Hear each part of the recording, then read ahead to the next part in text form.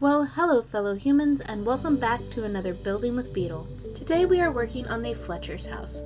I begin by selecting a block palette of the blocks in the original design before I begin tearing down the original structure. I will, as I rebuild, keep in mind what the house originally looked like.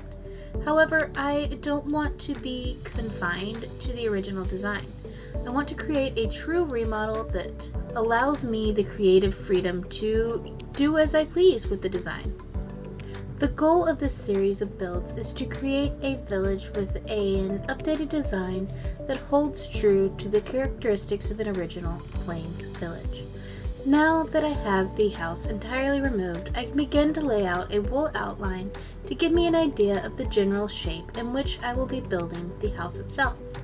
I choose to stay very true to the size and shape of the original house, as there's not a lot of space in this area where I've placed it, and I did like the original shape. It has more character than a lot of the original boxy ones. Here you see me adding this yellow wool off to the side. The yellow wool will form a little testing range area where once you get your bows and arrows, you can take them off to the side and test them. Once I have the layout all settled, I begin working on my design for the edges of the house. I like using a combination of fences and walls to give the house a more smooth look in terms of its corners, rather than getting those hard, sharp sides. I really like using walls and fencing for the edges of buildings, as it allows it to look supported whilst also not being a whole block. Once I have that edge of the wall in place, I begin working on the roof line. I want to add in some of the original characteristics, such as this wool trim that was at the front of the building, and I keep the covered front porch. Once I lay out the front section, I begin filling it in. I choose to use deep slate as a roof, as it creates more of a shingled look. I've allowed myself to use the blocks that were in the original design, but also any blocks that could reasonably be acquired in a similar area. So for example, cobblestone is what was originally under the ground of a Plains village. However, now with the addition of deep slate, by digging just a bit further, you'd be able to find this new block. Now that I have the front roof section, I begin working on this front section of wall. The walls of this house definitely give me some trouble. I start out with stone on the front and even attempt to use some granite in the design. Though I have no idea what I was thinking with this granite, the color just definitely is not the vibe. I even change up the placement of the wall, trying to give it a better feeling. I wanted to try to stay away from the oak that is just so commonly seen in Plains Village, so that it didn't become too much. However, ultimately I decided that staying true to that characteristic of the house was really going to be the best design decision. With the front wall done, I was able to turn my attention to this front section of roof. This is an area that equally sees multiple renditions throughout the house's design. I eventually turn it back to what I had it originally and just remove those trapdoors that I was using as supports. Now I begin working on the wall. I consider adding some of this oak wood into the middle stripe, but ultimately decide that it looks better at the top and bottom. This removes some of the texture from the house whilst still keeping the color true. I continue this process for the entire house before I'm able to work on additional details. It's a little tricky, as I want to make sure that the orientation of the block is preserved throughout the house. That includes those little small one block areas up by the front. Now that I have this, I can go in and add some windows. I choose birch stairs as the bottom of the window, and I use, I believe, white stained glass panes. I know birch is not a wood you traditionally see in a Plains village, however, you can almost always find it close by. After that, I choose to add a chimney into the design. Now, there's a couple things about this chimney. You will see it here, and you'll see it in the screenshots. However, I forget to add a fireplace in the interior that makes the chimney worth it, so that is definitely something I missed out on in the design. And I forget to add the top of the chimney with a little campfire.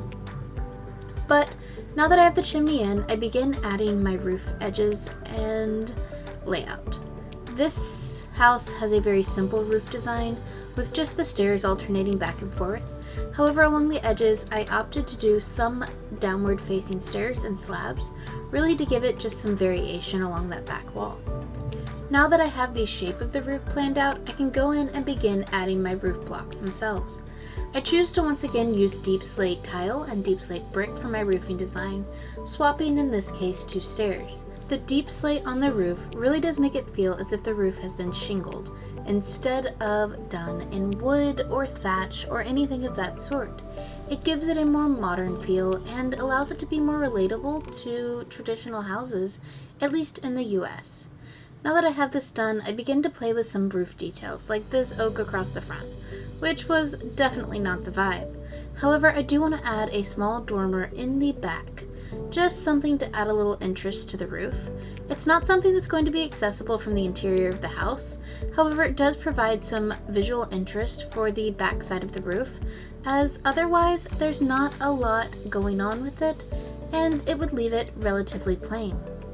Once I have the roof design in, I can begin working on some of the smaller details along the side of the house, such as considering a small flower box, or ultimately just stepping it in some and providing some visual interest. After all, the attic of this build does not end up being accessible, so I have some space to play with where I can just choose blocks that make it feel interesting rather than necessarily provide the most space on the interior. You'll see I step it in with those stairs and just opt for some simple oak planks. Once I have this done, I believe I go and do the same on the other side. After I have this done, the exterior of the house is essentially finished. It's a very cute and quaint build. Now that we have finished the exterior of the house, it's time to go in and work on the interior. I start out by going in and working on the roof design, which you can't see from this angle. However, I try out a couple different things, like some beams, and ultimately, I just decide to keep it plain. Most people aren't staring up at your ceiling anyway, and if you were to look up at the ceiling of your house, it's probably not all that interesting either.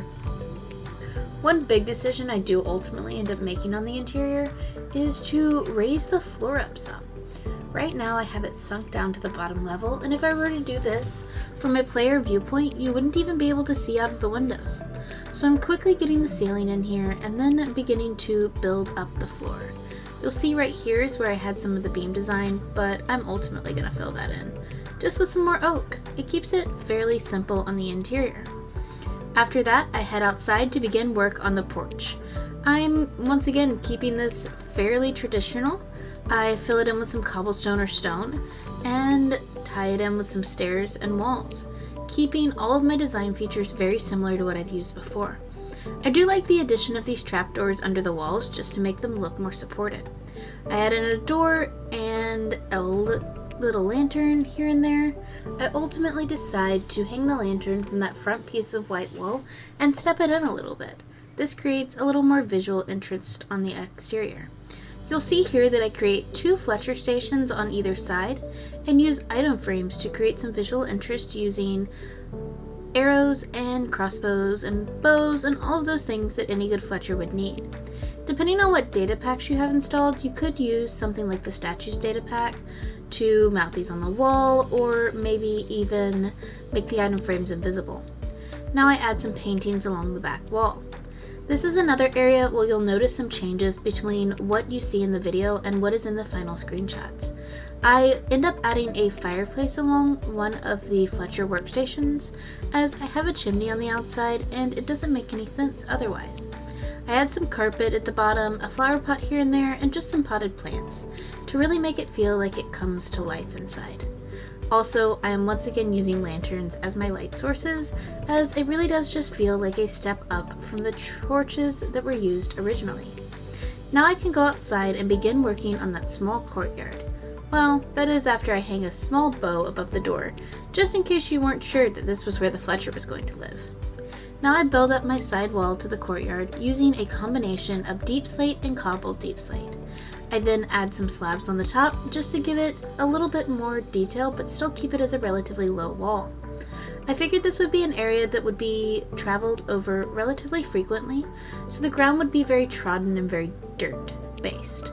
There wouldn't be a lot of grass growing in an area where you were frequently testing your bows and arrows, and that was something I wanted to make happen in the design by using podzol, coarse dirt, and some path block.